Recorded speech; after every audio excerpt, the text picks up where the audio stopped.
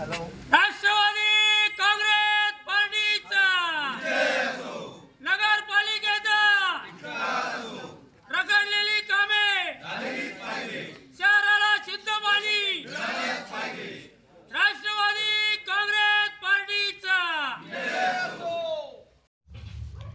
कोपरगाव शहराच्या विकासासाठी आमदार आशुतोष काळे यांनी कोट्यवधी रुपयांचा निधी दिला आहे, परंतु या निधीतील अनेक विकास कामे प्रलंबित असून ही कामे तातडीने सुरू करा अशी मागणी कोपरगाव शहर राष्ट्रवादी काँग्रेसच्या वतीनं कोपरगाव नगर परिषदेचे मुख्याधिकारी शांतारामजी गोसावी यांना दिलेल्या निवेदनात करण्यात आली आहे।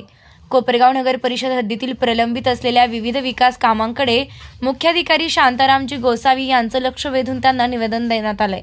या निवेदनात नागरिकांना स्वच्छ पाणी द्यावे, शहरातील कचऱ्याचे ढीग हटवावे व स्वच्छता करून रोगप्रतिबंधक फवारणी करावी, गांधीनगर ते दत्तनगर रस्त्याचं कॉन्क्रिटीकरण करावं, कब्रस्थान येथील खोल्यांचं अर्धवट राहिलेलं काम पूर्ण करावे, बल्लाळेश्वर ते राज टी हाऊस ते जहीरभाई अत्तार घरापर्यंत पेव्हिंग ब्लॉक बसवावे, हनुमाननगर कब्रस्थान येथील अर्धवट राहिलेला रस्ता, गांधीनगर येथील सतोटे किराणा दुकानासमोरील रोड क्रॉस नाला, गांधीनगर येथील शौचालय परिसरातील अर्धवट बसवलेले पेव्हिंग ब्लॉक, मार्के घर ते अंबिका माता मंदिर येथील अर्धवट झालेली पिण्याच्या पाण्याची पाईपलाईन, नवीन कब्रस्तान समोरील अर्धवट झालेला रस्ता, कॉन्क्रिटीकरण ही अर्धवट झालेली कामे तातडीनं पूर्ण करावी, गवारेनगर तारांगण शॉप ते सिनगर घर ते साई यमुना बिल्डिंग ते रॉयल ड्रीम सिटी रस्ता, गवारेनगर नाच चिकन शॉप ते कटोळे घर रस्ता, द्वारका नगरी काकासाहेब कोयटे घर ते लोहारकर सर घर रस्ता,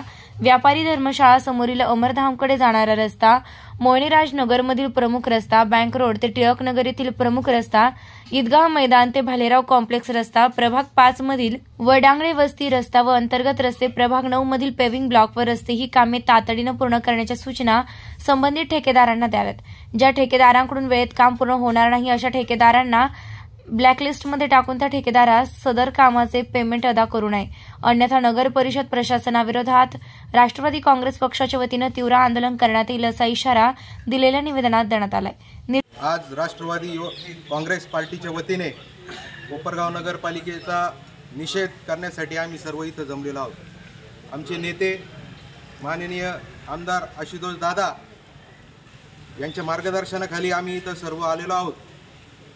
आपणा सर्वांना माहिती आहे की मागील 2 वर्षापासून नगरपालिकेवर प्रशासनाचा राज्य आहे आणि या 2 वर्षाच्या कालखंडात माननीय आमदार आशुतोष दादा यांनी त्यांच्या निधीतून असतील किंवा मंत्रालयीन स्तरांवर जो काही निधी आणलेला आहे कोपरगाव शहरासाठी तो आत्तापर्यंतच्या इतिहासात सर्वात जास्त असा निधी आणला, परंतु प्रशासन असल्या कारणाने त्या निधीचा उपयोग आजपर्यंत कोपरगावच्या जनतेसाठी झाला नाही आणि म्हणून आम्ही इथं सर्वजण तो निषेध करण्यासाठी इथं जमलेलो आहोत।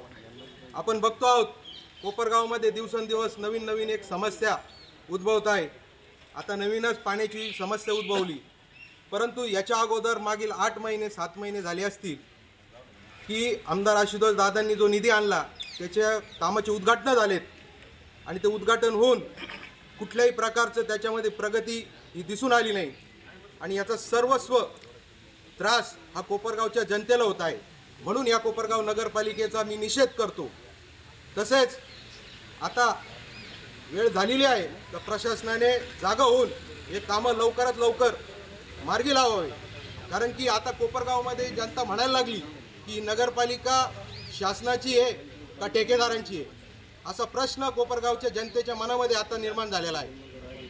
आपण बघतो की या निधीचा जर उपयोग झाला नाही तो हा निधी परत जाऊ शकतो, म्हणून आम्ही प्रशासनाला इशारा देतो की आमदार आशुतोष दादा काळेंनी जो काही निधी इथं कोपरगावसाठी उपलब्ध केलेला आहे तो लवकरात लवकर त्याचे कामं चालू करून तो जनतेसाठी उपयोगात येईल। जनतेसाठी ते जे रोड रस्ते असतील किंवा ज्या काही कब्रिस्तानाचे कामं असतील किंवा खोल्यांचे कामं असतील हे सगळे कामं लवकरात लवकर झाले पाहिजे, नाहीतर आम्ही आमदार आशुतोष दादा काळे यांच्या मार्गदर्शनाखाली आणि राष्ट्रवादी काँग्रेस पार्टीच्या नेतृत्वाखाली तीव्र पद्धतीचं आंदोलन आम्ही इथं केल्याशिवाय राहणार नाही। मी पुन्हा एकदा आपल्या कोपरगाव नगर परिषदेच्या प्रशासनाचा निषेध करतो आणि इशारा देतो की जर काम झाले नाही तर ह्याच्यापेक्षा तीव्र आंदोलन करण्यात येईल. माझे एवढे 2 शब्द बोलतो, थांबतो. जय हिंद, जय महाराष्ट्र. या शंका उपस्थित होत आहे. आमदारांनी निधी आणायचा, कोपरगावचा विकास करायचा हे ठरवलं असताना मात्र या कोपरगाव नगरपालिकेमध्ये एक आडवाडवीचे आणि जिरवाजिरवीचं धोरण चालू आहे अशी शंका आता प्राप्त व्हायला लागली आहे.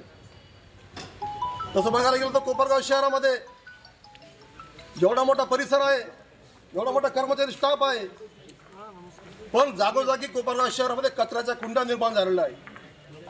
एक उकिरड्याचं स्वरूप या कोपरगाव शहरामध्ये तयार झालेलं आहे. विकास कामे रखडलेली आहेत. इंदिरानगर, हनुमाननगर, गांधीनगर, 105, लक्ष्मीनगर, नव्यानं जोडला भाग, खडकी, निवारा अशा भागामध्ये लाखो रुपयाचे, करोडो रुपयाचे कामं आलेले आहेत, परंतु कामं सुरू होत नाही. म्हणजे नगरपालिकेच्या या त्रुटीमुळे हा रोष, हा लोकप्रतिनिधी ड्रायव्हर करण्याचं काम या नगरपालिकेच्या माध्यमातून होत आहे की काय अशी शंका आता उपस्थित झालेली आहे. म्हणून आमची विनंती आहे प्रशासनाला की आपण हे कामं लवकरात लवकर सुरू करावे, जेणेकरून नागरिकांचं जीवन सुकर होईल. राहिला प्रश्न पाण्याचा, या कोपरगाव शहराला कधी न एवढं गढूळ पाणी पाजण्याचं पाप या कोपरगाव नगरपालिकेने केलेलं आहे. असे कोणते पाप आम्ही केले की या नगरपालिकेच्या भ्रष्ट प्रशासनाने या जनतेला गढूळ पाणी करण्याचं पाप सुरू केलेलं आहे. ही शंका निर्माण झाली की याच्यामुळे काही अदृश्य शक्ती आहे काय. माननीय आमदार साहेबांना काही त्रास देण्याचा हेतू आहे काय, हाही प्रश्न उपस्थित होत आहे. म्हणून आमची प्रशासनाला विनंती आहे, आज आम्ही शांततेच्या मार्गाने इथे आलेलो आहोत आणि धरणे आंदोलन करत आहोत. पण भविष्यात जर हा तुमचा कारभार सुधारला नाही तर आम्ही आमचं वेगळ्या पद्धतीने आंदोलन करू. तर आम्ही तुम्हाला इशारा देतो आणि थांबतो. जय हिंद, जय महाराष्ट्र.